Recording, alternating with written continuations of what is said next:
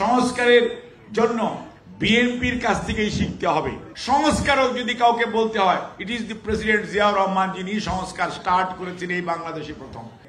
অনেক কথা শুনি, অনেক সংস্কারের বক্তব্য শুনি, বয়ান শুনি, আগ্রহ শুনি, প্রস্তাবনা শুনি, কিন্তু বাংলাদেশ জাতীয়তাবাদী দল এমন একটি দল যা শুরুই হয়েছে সংস্কারের ভিতর দিয়ে।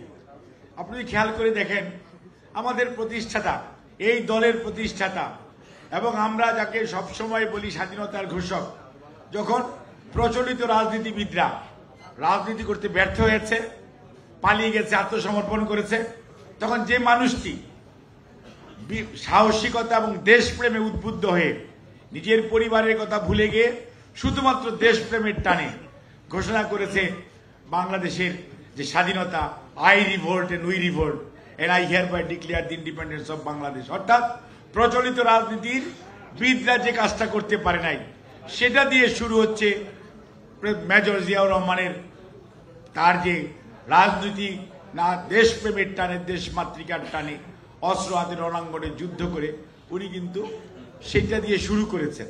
তারপরেও রাজনীতিবিদরা থিয়েটার রোডে বসা ছিলেন, উনি কিন্তু রণাঙ্গনে থেকে অস্ত্র হাতে যুদ্ধ করেছেন এবং আপনার জেড ফোর্সের কমান্ড করেছেন।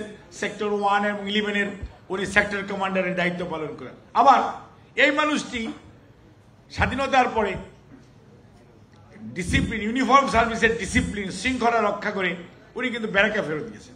উনি কিন্তু বলতে পারতেন, আমি স্বাধীনতার ঘোষণা করেছি, আমাকে অমুকটা বানাও, তমুকটা বানাও। He was the senior most major at that time, but he was the pride.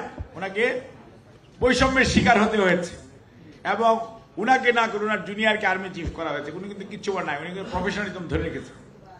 তারপরে 75-এর পট পরিবর্তনের পর যখন এই দেশে বাকশাল এবং একদলীয় শাসন ব্যবস্থা, জিয়াউর রহমান হচ্ছে প্রথম সংস্কারক, যে ভদ্রলোক সবার আগে বাকশাল তুলে নিলে বহুদলীয় গণতন্ত্র দিল।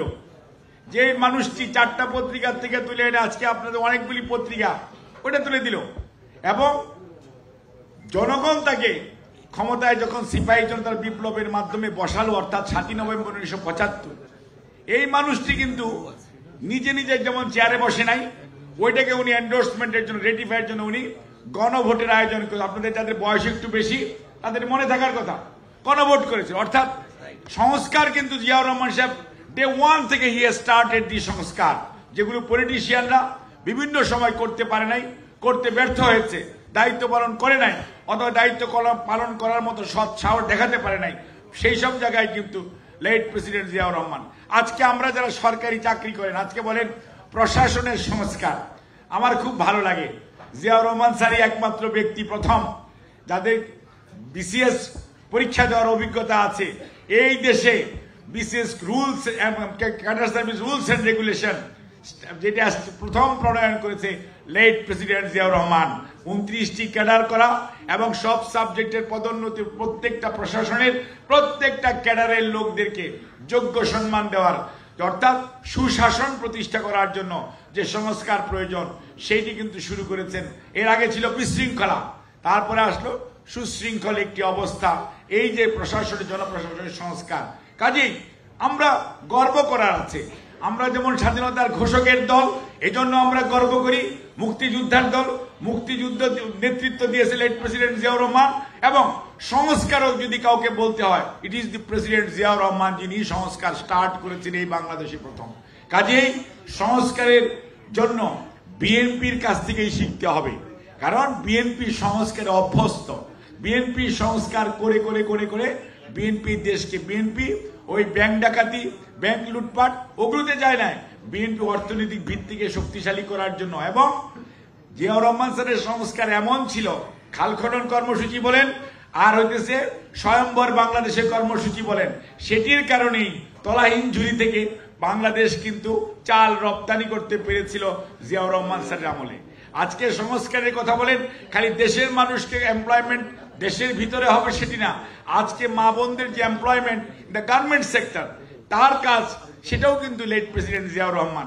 আজকে আপনার আমার ভাই বোন আত্মীয় স্বজন দেশের বাইরে প্রায় 1 কোটি মানুষ কাজ করে, সেটির শুরু কিন্তু লেট প্রেসিডেন্ট জিয়াউর রহমান। অর্থাৎ আপনাকে মনে রাখতে হবে, এই দেশের ভালো কিছু, এই দেশের সুশাসনের জন্য, মানুষের অর্থনৈতিক মুক্তির জন্য যা কিছু করেছে তার প্রত্যেকটার পিছনে আছে শহীদ জিয়াউর রহমান এবং বাংলাদেশ জাতীয়তাবাদী দল। তার ধারাবাহিকতায় দুইটা কথা বলে শেষ করব।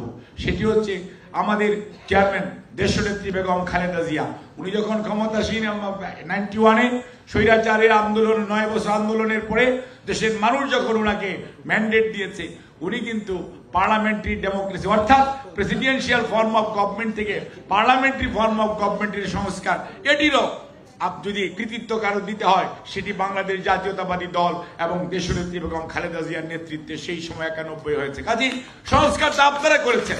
এই দেশের নারী শিক্ষার সংস্কার কে করেছে? বেগম খালেদা জিয়া। আজকে বিনা পয়সায় মেয়েদেরকে স্কুলে পড়তে যাওয়া, স্কুলে পড়তে গেলে তাদেরকে খাদ্য দেওয়া, অর্থাৎ খাদ্যের বিনিময়ে শিক্ষা প্রাইমারি স্কুলে এবং ক্লাস 8 পর্যন্ত, তারপরে ক্লাস 12 ক্লাস পর্যন্ত, এই যে নারীদেরকে স্কুলে যাওয়ার জন্য উৎসাহিত করা, সেটা কে করেছে? অর্থাৎ সংস্কার যদি বলেন, সংস্কারের ধারাবাহিকতা রক্ষা করেছেন দেশনেত্রী বেগম খালেদা জিয়া। এবং বিএনপি এই যে নির্বাচনী ব্যবস্থা, ভোট যাতে সঠিকভাবে হয় সেই জন্য নির্দলীয় তত্ত্বাবধায়ক সরকারের অধীন নির্বাচন হবে, সেটিরও প্রবর্তক এই যে খসরু ভাই সহ আমাদের দেশনেত্রী বেগম খালেদা জিয়ার নেতৃত্বে যে পার্লামেন্ট ছিল, দে ডিড ইট।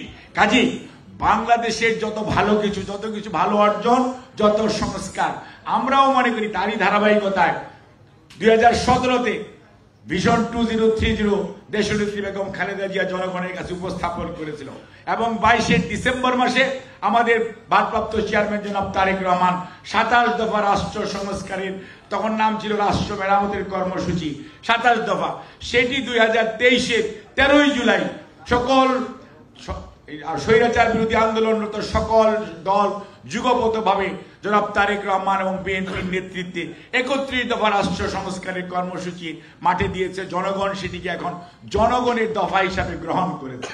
কাজেই সকল ভালো কিছুর জন্য, সংস্কারের জন্য সব সময় পরিবর্তনশীল দেশের আধুনিকতা, মানসিকতা এবং নতুন প্রজন্মের চাওয়া, তার সাথে মিল রেখে যারা এগিয়ে গেছে, সেই দলটির নাম বাংলাদেশ জাতীয়তাবাদী দল।